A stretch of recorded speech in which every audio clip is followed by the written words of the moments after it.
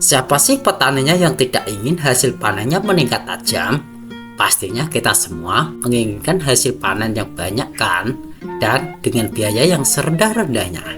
Kalau istilah Jawanya, raga cilik hasil saokeh-okeh.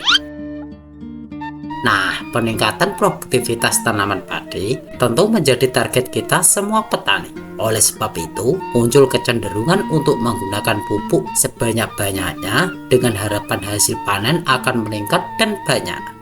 Meskipun penggunaan pupuk memang erat sekali kaitannya dengan peningkatan hasil panen dan pertumbuhan tanaman padi kita, namun yang tidak kalah penting adalah cara pemberian pupuk yang tepat serta memperhatikan keseimbangan unsur haranya.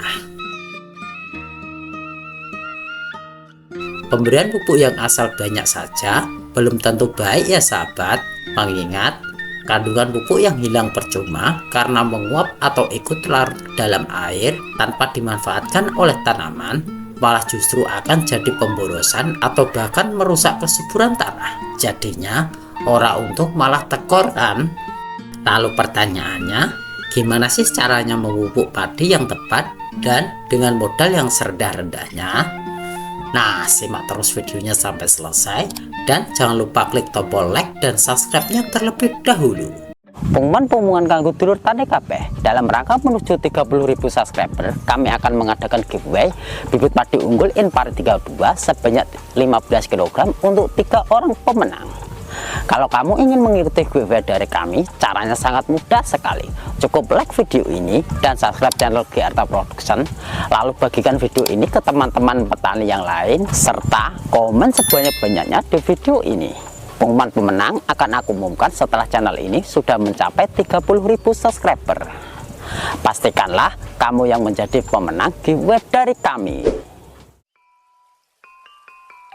Ketersediaan unsur hara bagi tanaman padi menjadi faktor pengaruh yang mempengaruhi produktivitasnya. Karena tanah tidak bisa menyediakan unsur hara secara terus-menerus, maka kita perlu memberikan pupuk untuk menyediakannya kembali.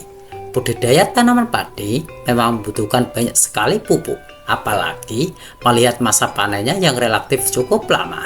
Hal tersebut kita lakukan untuk memenuhi kebutuhan nitrogen, kalium, dan juga fosfornya selama beberapa bulan hingga panen tiba. Teknik pemupukan tanaman padi memang cukup relatif banyak sehingga tidak ada ukuran atau dosis secara pasti untuk pemupukan padi. Hal tersebut dikarenakan adanya berbagai faktor yang harus diperhatikan sebelum pemberian pupuk ya sahabat. Nah, kalau pemupukan, kita bisa menggunakan pupuk NPK Mutiara. Pupuk granular berwarna putih kekuningan ini dapat diaplikasikan pada umur 10 hingga 30 hari setelah tanam untuk memenuhi kebutuhan unsur hara tanaman padi, dan ada beragam teknik yang bisa kita gunakan dalam pengaplikasiannya ya sahabat. Namun para petani biasanya menggunakan NPK Mutiara ini dengan cara ditaburkan ke padi dengan dosis hingga 100-150% atau setara 300-450 kg per hektarnya. Hal tersebut merupakan dosis standar yang dipercaya mampu menghasilkan hasil panen yang optimal. Namun menurutku itu terlalu pemborosan dan hanya buang-buang pupuk saja sih. Kalau saya pengaplikasiannya biasanya saya semprotkan. Untuk perhitungan dosis penyemprotan, 1 sendok NPK perlu dilarutkan ke 3 liter air. Jadi, jika kita menggunakan 2 sendok NPK, maka harus dilarutkan dengan 6 liter air. Jika kita menggunakan tangki yang 16 liter, maka memerlukan 6,75, atau jika kita ingin bulatkan menjadi 6 sendok pupuk NPK Mutiara ya sahabat. Takaran tersebut harus disesuaikan dengan tangki yang kita gunakan agar penggunaannya tidak berlebihan. Jadi gini, jika kita ingin menyemprot sebanyak 6 tangki, kita larutkan terlebih dahulu pupuk NPK Mutiara sebanyak 36 sendok makan ke dalam air. Untuk menghemat tempat biasanya sih saya menggunakan takaran gelas aqua ya sahabat. Jika misalnya kita ingin menyemprot sebanyak 6 tangki, maka kita larutkan 36 sendok makan pupuk NPK Mutiara terlebih dahulu ke dalam air sebanyak 6 gelas aqua, dan kita diamkan dulu larutan tersebut semalaman ya sahabat. Dan untuk dosis penggunaannya cukup 1 gelas aqua untuk 1 tangki 16 liter. Nah, begitulah kira-kira ya. Semoga paham penjelasannya. Ingat, penggunaannya jangan berlebihan ya sahabat. Lalu apa akibatnya sih jika pupuk NPK Mutiara ini disemprotkan ke padi secara berlebihan? Nah, dalam hal pemupukan, tanaman yang menerima tentu akan memberikan respon. Respon tersebut diperlihatkan melalui pertumbuhannya ya sahabat. Tanaman juga akan memperlihatkan bahwa dirinya kekurangan atau kelebihan suatu nutrisi. Pupuk memiliki kandungan garam yang menarik kelembapan dari tanaman. Jika pemberiannya berlebihan, maka muncul warna kuning atau bercak kecoklatan. Jika kelebihannya sudah lebih parah lagi, bisa mengakibatkan kerusakan pada akar ya sahabat.